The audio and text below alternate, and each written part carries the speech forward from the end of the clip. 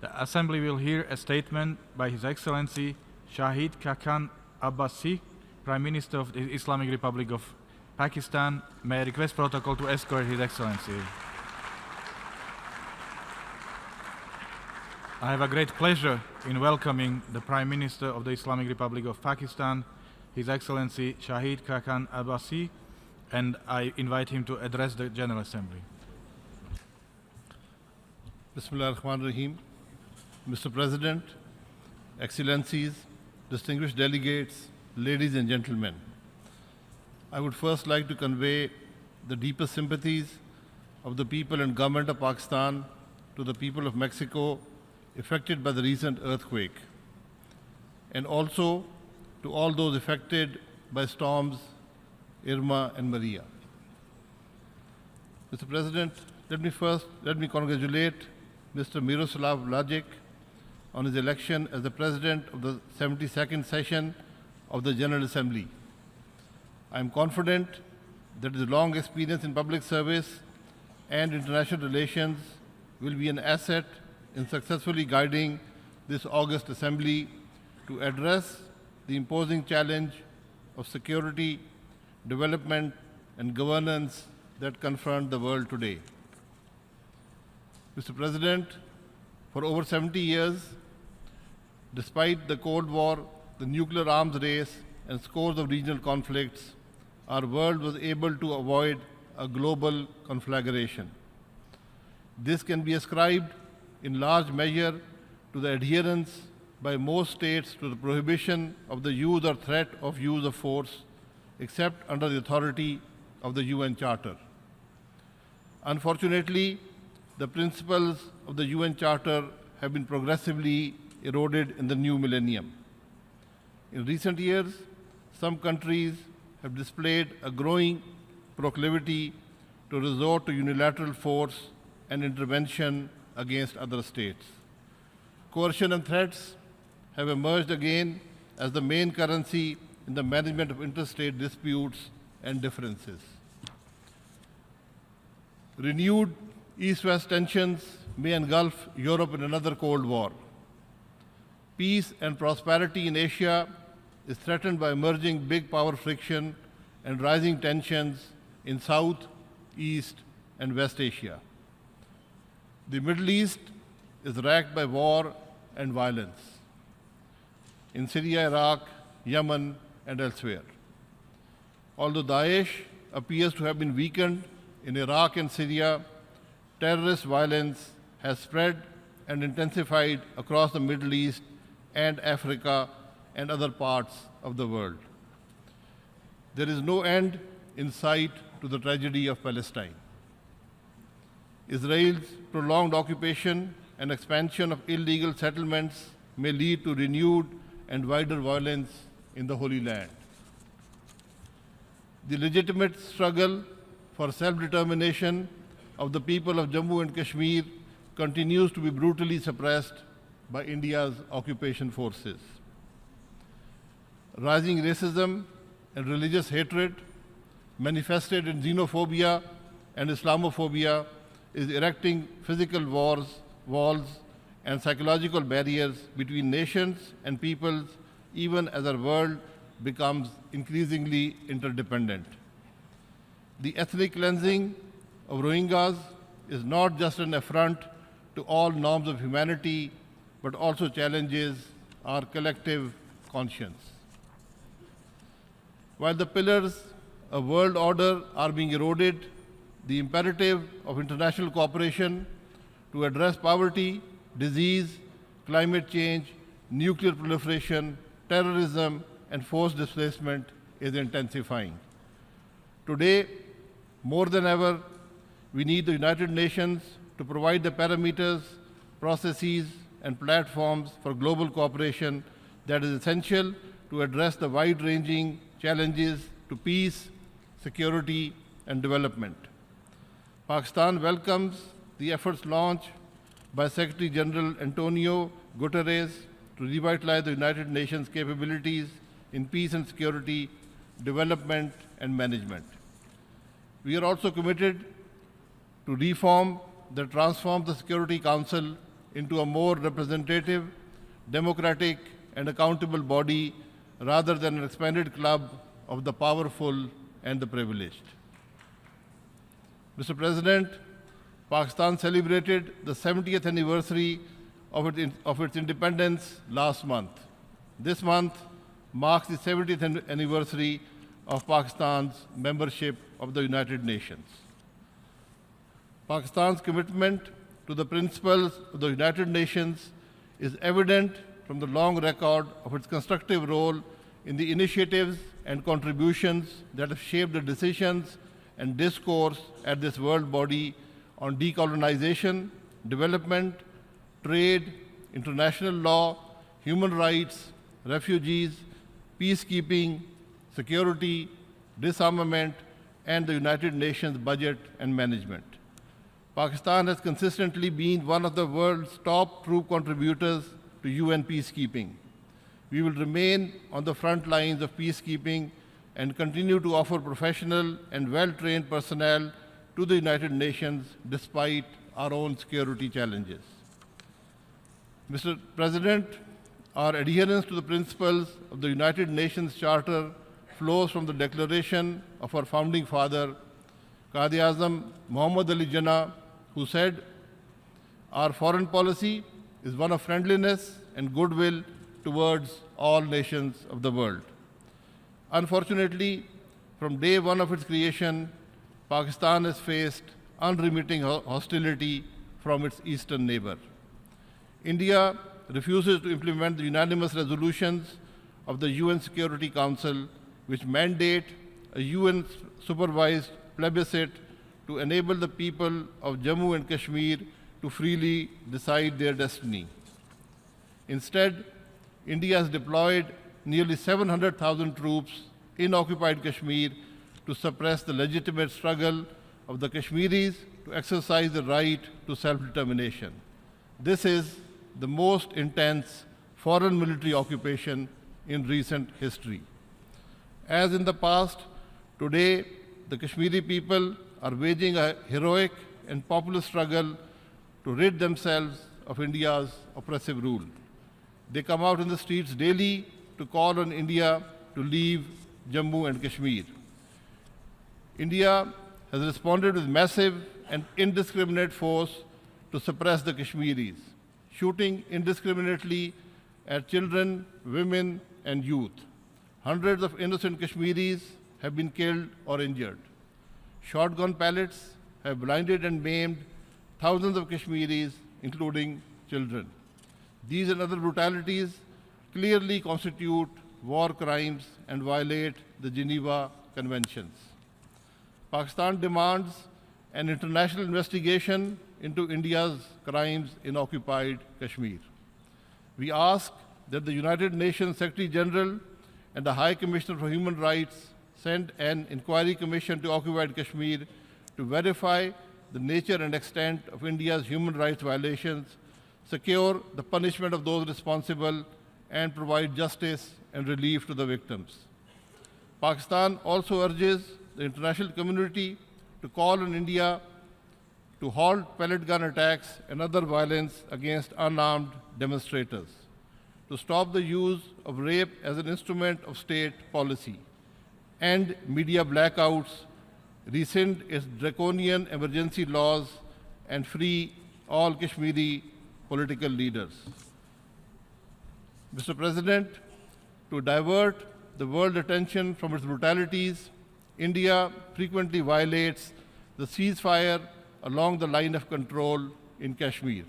Despite over 600 violations since January this year, Pakistan has acted with restraint. But if India does venture across the LOC or acts upon its doctrine of limited war against Pakistan, it will evoke a strong and matching response. The international community must act decisively to prevent the situation from a dangerous escalation. Mr. President, the Kashmir dispute should be resolved justly, peacefully, and expeditiously. As India is unwilling to resume the peace process in Pakistan, we call on the Security Council to fulfill its obligation to secure the implementation of its own resolutions on Jammu and Kashmir. To this end, the UN Secretary General should appoint a special envoy on Jammu and Kashmir. His mandate should flow from the long-standing but unimplemented resolutions of the Security Council. Mr. President, let me reiterate, Pakistan remains open to resuming a comprehensive dialogue with India to address all outstanding issues, especially Jammu and Kashmir, and discuss measures to maintain peace and security.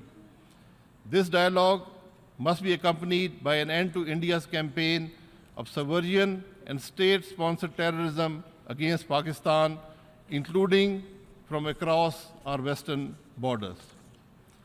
Mr. President, apart from the people of Afghanistan, Pakistan and its people have suffered the most from 4 decades of foreign intervention and civil wars in Afghanistan. These wars have blighted our country with the flow of extremists and terrorists, guns and drugs, as well as an influx of millions of refugees. They have set back our economic development by decades. Even today, Pakistan is host to over 3 million Afghan refugees. No one desires peace in Afghanistan more than Pakistan. From 16 years of the ongoing war in Afghanistan, it is clear that peace will not be restored by the continuing resort to military force. Neither Kabul and the coalition nor the Afghan Taliban can impose a military solution on each other. The international community, as expressed in several United Nations resolutions, has concluded that peace can be restored in Afghanistan through a negotiated settlement. Having suffered and sacrificed so much due to our role in the global counter-terrorism campaign, it is especially galling for Pakistan to be blamed for the military or political stalemate in Afghanistan. We are not prepared to be anyone's scapegoat. Taliban safe havens are located not in Pakistan, but in the large tracts of territory controlled by the Taliban in Afghanistan. Yes, cross-border attacks do occur. These are mostly conducted by anti-Pakistan terrorists from safe havens across the border. To end all cross-border attacks, we ask the Afghan government and the coalition to support and complement Pakistan's ongoing efforts to strengthen border controls and monitor all movement across it. What Pakistan is not prepared to do is to fight the Afghan war on Pakistan soil. Neither can we endorse any failed strategy that will prolong and intensify the suffering of the people of Afghanistan and Pakistan and other regional countries. Pakistan believes that the urgent and realistic goals in Afghanistan should be: 1, concerted effort to eliminate the presence in Afghanistan of Daesh, Al-Qaeda, and their affiliates, including the TTP and Jamaat-ul-Ahrar, which was recently declared a terrorist organization by the Security Council. 2, promote negotiations between Kabul and the Afghan Taliban in the quadrilateral coordination group or any trilateral format to evolve a peaceful settlement in Afghanistan. These 2 steps offer the most realistic prospect of restoring peace and stability in Afghanistan and our region. Mr. President, Pakistan's counterterrorism credentials cannot be questioned. After 9/11, it was Pakistani efforts that enabled the decimation of Al-Qaeda. Pakistan's military campaigns have succeeded in clearing our tribal areas of almost all militant groups. We took the war to the terrorists. We have paid a heavy price. Over 27,000 Pakistanis, including 6,500 military and law enforcement personnel, have been martyred by terrorists. 50,000 Pakistani nationals have been injured, including 15,000 army personnel, many of whom have lost their limbs. Mr. President, we have fought the war against terror with our own resources. Pakistan's economic losses are estimated at over $120 billion. Yet we remain fully committed to implementing our national action plan against terrorism and extremism. Defeating terrorist violence is vital to realize our overriding priority of rapid economic and social development. Mr. President, terrorism is now a global phenomenon which must be addressed comprehensively. We see two major gaps in the global counter-terrorism strategy. First, the international community has failed to address the issue of state-sponsored terrorism. This is an instrument of choice of the agents of chaos and aspiring hegemons. In several regions, stability will be difficult to restore unless state-sponsored terrorism is condemned, prohibited, and punished. Second, to eliminate terrorism, its root causes must be addressed. These are not only poverty and ignorance. Terrorism is even more an extreme response to real or perceived political and other grievances, including foreign intervention, oppression, and justice. Unless such root causes are addressed, it will be difficult to counter the twisted narrative of terrorist groups. Mr. President, confronted by a hostile and increasingly militarized neighbor, Pakistan has been obliged to maintain the capability for credible deterrence. My country developed nuclear weapons only when these were introduced in a region by this neighbor. Our strategic assets are vital to deter oft-threatened aggression. They are tightly and effectively controlled, as has been widely acknowledged by experts. The world community would be well served by enabling Pakistan to join global non-proliferation arrangements such as the Nuclear Suppliers Group on a non-discriminatory basis. Mr. President, climate change poses a new and existential threat to mankind's future. Extreme climate events are multiplying. Their consequences, flooding in Texas, landslides in Nepal and Sierra Leone, devastation in the Caribbean and Puerto Rico, disappearing Himalayan glaciers are global and indiscriminate. As one of the most vulnerable states to climate change, we believe that it is in our collective interest to pursue and realize the goals of the Paris Agreement and build a new and greener model for growth and development. Mr. President, growth and development remain the primary objectives of the developing countries. The United Nations Sustainable Development Goals represent the most ambitious development agenda in history.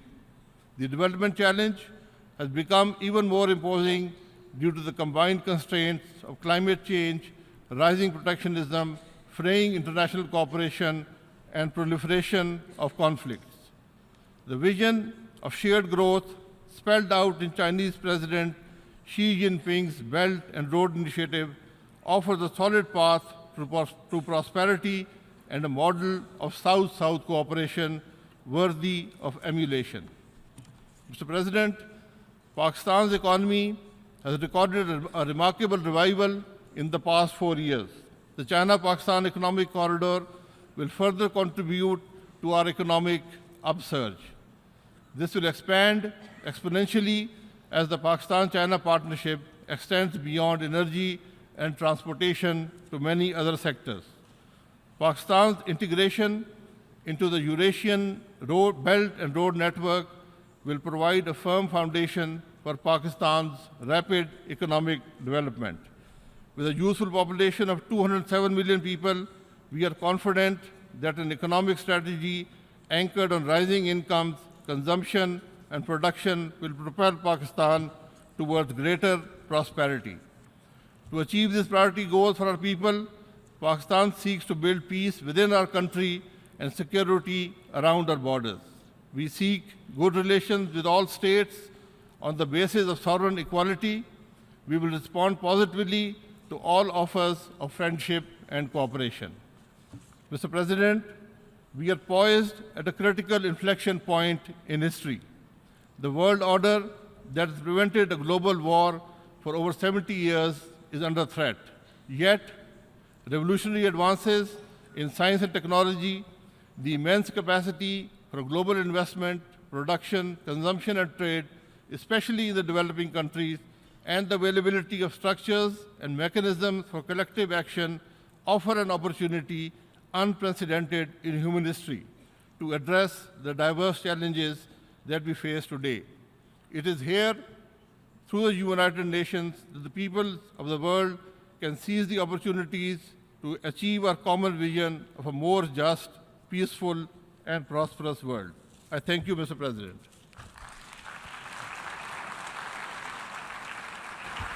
On behalf of the General Assembly, I wish to thank the Prime Minister of the Islamic Republic of Pakistan for the statement just made, and I request protocol to escort His Excellency.